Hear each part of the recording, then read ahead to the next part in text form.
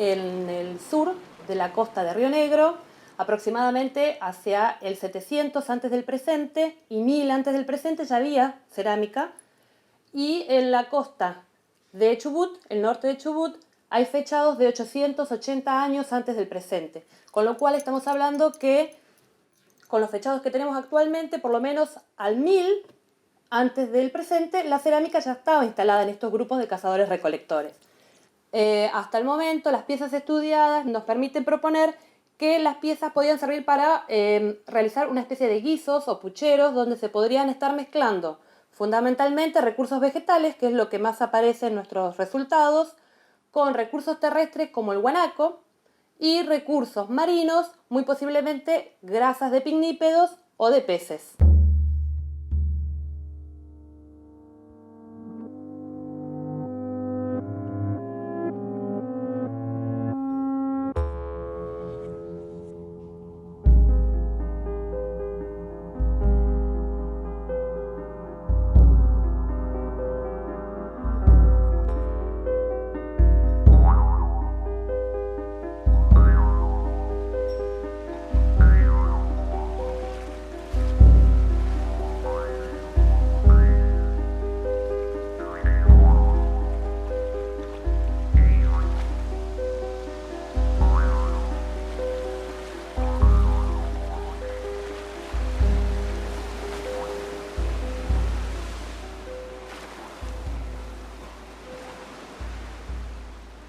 Es un doble desafío, digamos. Por un lado, tenemos que contarle al público que visita un museo cómo vivían estos primeros hombres y mujeres que pisaron el suelo patagónico.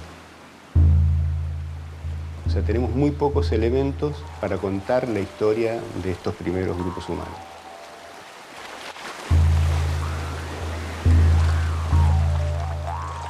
Es como querer contar la historia de nuestra sociedad juntando un pedazo de vidrio, un resto de un neumático y, no sé, un pedacito de alambre de fardo. ¿Viste? Bueno, ¿cómo podés contar todo el resto de la cultura, digamos, a través de esos 3 o 4 elementos? Y el otro desafío tenía que ver con cómo hacemos llegar esta historia de esta gente, de estas personas, a los chicos de las escuelas. Porque nos implicaba a nosotros salir de las vitrinas y llevar estos elementos de alguna manera que los alumnos, los chicos, los estudiantes pudieran tener una vivencia que los acercara un poco más a conocer cómo es la historia de estos grupos humanos.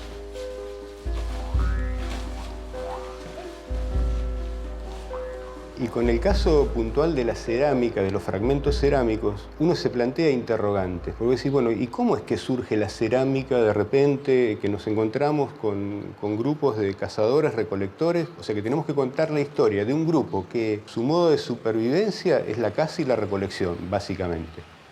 Pero además tenemos fragmentos cerámicos que pertenecen a estos grupos. Entonces, choca un poco con nuestros prejuicios respecto de estos primeros habitantes, en el sentido de que nos cuesta mucho entender, crearnos una imagen aproximada de cómo es la vida de estos primeros habitantes. ¿Qué lenguaje tenían? ¿Qué canciones tenían? ¿Cómo prendían el fuego? ¿Cómo se vestían? ¿Qué usaban? Pieles de guanaco. ¿Y alcanza una piel de guanaco? No, necesitas varias pieles de guanaco. Y hay que coserlas de determinada manera. ¿Y con qué se cosen? Se cosen con tendones de avestruz. O sea que también tenés que cazar avestruz para... ¿Y con qué los cazás?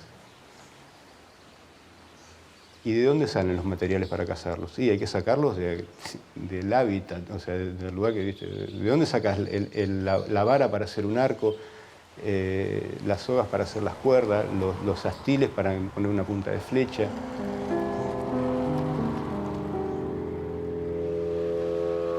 La constatación de el desarrollo de cerámica en estos grupos de cazadores-recolectores nos aleja definitivamente de una idea que fue nociva para nosotros respecto de cómo abordamos el estudio de los antiguos habitantes de la Patagonia.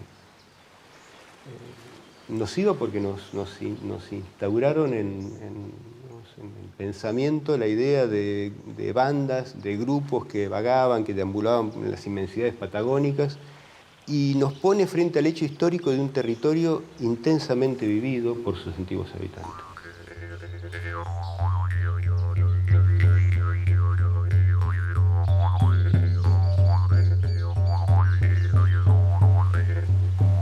Digamos, esto que se plantea como nomadismo, que es una palabra que a veces ya en esta instancia yo te diría que habría que prácticamente borrarla y plantearnos otro tipo de palabra para explicar la dinámica de un grupo que se establece en un lugar, que lo usa como lugar de residencia y que tiene salidas cercanas o pequeñas excursiones a territorios en donde van a obtener determinados alimentos, determinados recursos, como los vegetales, la carne de guanaco, los lobos marinos, los peces, los mariscos, con la obtención también de agua dulce, de leña, de piedra, de arcilla, porque tenés que pensar también que no había caballos. Vos viste lo que es este territorio. ¿Cuánto podemos andar a pie en este territorio? Si es una inmensidad.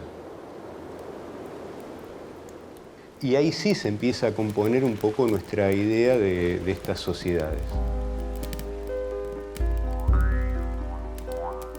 El hecho de que haya nuevas investigaciones de los arqueólogos, tanto en la zona costera marítima como en los valles fluviales, meseta o cordillera, nos aporta a nosotros una gran cantidad de información con la cual podemos llegar a la divulgación, a la difusión de estas culturas con un fundamento bastante más sólido que esa intuición, digamos, o esa manera intuitiva con la que lo hacíamos hace 20 años atrás.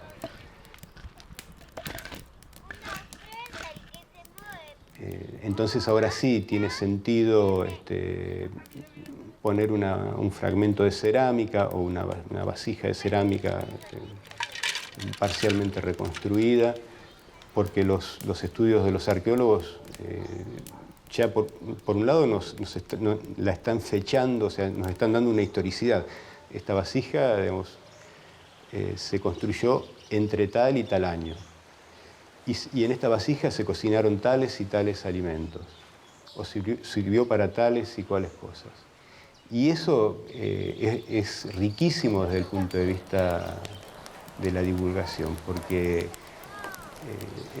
empezás a llenar de contenidos algo que hasta ahora venía prácticamente siendo un terreno desconocido para nosotros. 200 años antes de que llegara Colón a América, acá había grupos humanos que tuvieron las condiciones para realizar alfarería. Hay muchas cosas que se expresan en la producción alfarera, que tienen que ver con la cultura y con el espíritu de ese pueblo.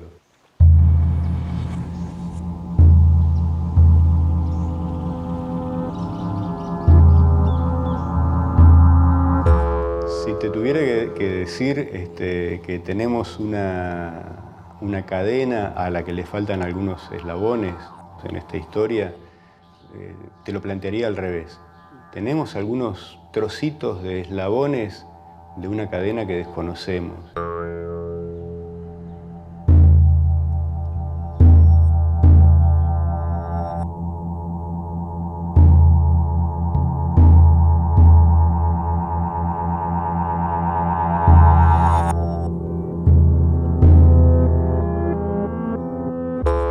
Nos encontramos con un tesoro. Nos encontramos con algo muy valioso en cuanto al espíritu y a la esencia de la cultura que produjo estas piezas.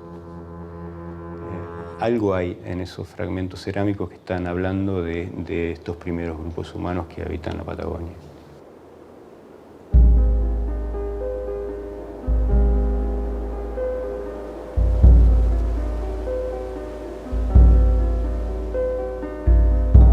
nos interesa vincular la presencia de estos fragmentos cerámicos en los yacimientos arqueológicos en la costa marítima con el desarrollo de un taller cuyo título es La cerámica cuenta la vida de un pueblo. Al 1000 antes del presente, la cerámica ya estaba instalada en estos grupos de cazadores-recolectores.